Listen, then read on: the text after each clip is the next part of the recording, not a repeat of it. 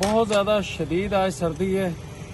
آج یہ ہمارا ماشاءاللہ سے چوتھا رکشہ 500 پودے لے کے اس ٹائم ہماری پاکستان کی سب سے بڑی جو فری نرسری ہے اس کے اندر پہنچ گیا ہے. اس نرسری کے اندر ہم 1,00,000 پودے تو خود تیار کر رہے ہیں قلموں کے ذریعے.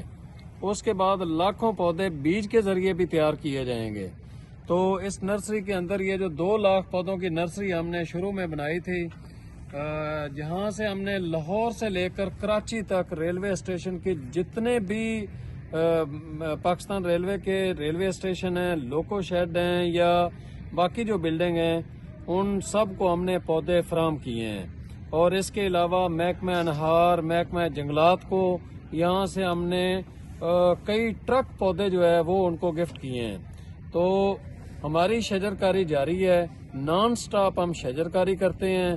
ہم پورا سال لگاتار کوئی دن ہمارا ایسا نہیں ہے، حتیٰ کہ عید والا دن بھی ایسا نہیں ہے جس دن ہم نے شجرکاری نہ کی ہو. آپ دوستوں سے گزارش ہے، پاکستان بہت نازک موڑ پر کھڑا ہے، تباہی کے دہانے پر ہم نے اس کو پہنچا دیا ہے.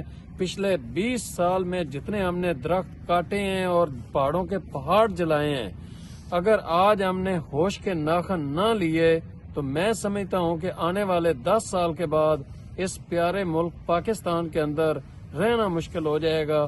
اس لیے زیادہ سے زیادہ پودے لگا کر اس ملک کو بچانے کی کوشش کریں.